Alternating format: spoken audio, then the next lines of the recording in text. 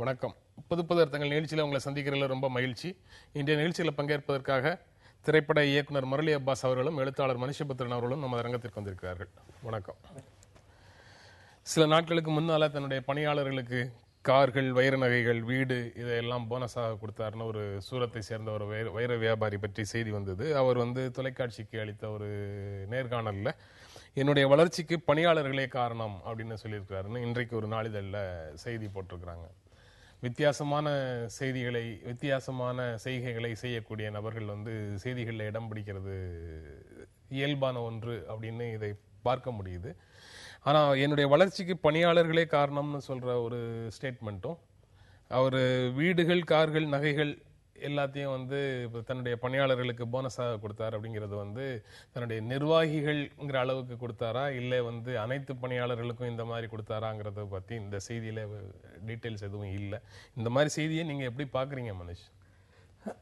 இல்லை, பொதுவாக அப்படி ஒரு முதலாளி அல்லது ஒரு நிறுவனம் தன்னுடைய ஊழியர்கள் தான் ஒரு வளர்ச்சிக்கு காரணம் என்று நினைப்பது அது ஒரு தனி மனிதனுடைய ஒரு இயல்பு என்றாலுமே கூட அது உண்மையிலேயே நம்ம அதை கேட்குறப்போ அவர் மீது ஒரு பெரிய மரியாதை ஏற்படுகிறது என்று தான் நாம் சொல்ல வேண்டும். ஏனென்று கேட்டால், பொதுவாக நம்முடைய சமுதாயத்தில் யாருக்கிட்டையாவது பணம் சேர்ந்ததுன்னு சொன்னால் அவங்க ஏற்கனவே இருக்கிறத விட மேலும் கருமையாக மாறுவாங்க, ஏற்கனவே இருக்கிறத விட மேலும் கொடூரமாக மாறுறதை தான் நம்ம பார்த்துருக்கோம்.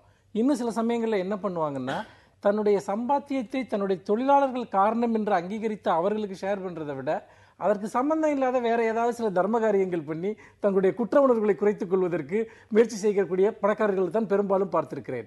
ஆனால் அப்படி இல்லாமல் என்னுடைய வளர்ச்சி, என்னுடைய பணம் என்பது நான் மட்டும் சம்பாதித்ததல்ல, அது ஒரு பெரிய கூட்டு உழைப்பு.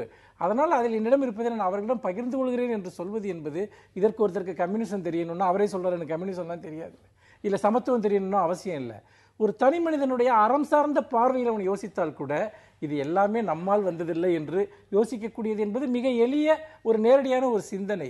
அந்த வகையில் அந்த செய்தியை படிக்கிறப்ப நமக்கு ஒரு குட் ஃபீல் வருது அப்படின்னு தான் சொல்லணும். நீங்கள் எப்படி பார்க்குறீங்க முரளி பாஸ்? எனக்கு இதில் கவிஞருடைய கருத்தில் நிறைய உடன்பாடு இருக்குது. பொதுவாக உண்மை அதுதான், நிறுவனங்களும் முதலாளிகளும் சிறப்பாக இருக்கிறதுக்கு காரணம் பணியாளருடைய உழைப்பு தான் காரணம். அதை ஒத்துக்கிறது ரொம்ப கம்மியாக இருக்குது. காலத்தில் ஒருத்தர் ஒத்துக்கிட்டு ஒத்துக்கிட்டது மட்டும் இல்லாமல் அதுக்கு தேவையான பரிகாரம் செஞ்சுருக்காரு, பரிசுகளும் பொருள்களும் கொடுத்துருக்காரு. இப்படி கொடுக்கும்பொழுது அவர் தன்னுடைய வெற்றியை கூட இருக்கணும் சேர்ந்து கொண்டாடுற மனப்பான்மையே இந்த காலத்தில் ஒரு முன்னுதாரணமாக இருந்து வேறு புதுசாக செய்வதற்கு வழிவகுக்கும். மனித இயல்பை ஒருத்தர் பண்ண அதை விட கொஞ்சம் கூட பண்ணக்கூடிய ஒரு எண்ணம் வரும். ஆனால் இவர் முன்மாதிரியாக செய்கிறதுக்கு நிறைய வாய்ப்பு இருக்குது. ஒரு பழைய பாடல் இருக்குது, கடவுள் என்னும் முதலாளி கண்டெடுத்த தொழிலாளின்னு ஒரு பாட்டு இருக்குது. சரியான முதலாளி கடவுளுக்கு ஈடு தான் தொழிலாளிகளுக்கு. அந்த வேளை இவருடைய முயற்சியை நம்ம இப்போ பாராட்டலாம்.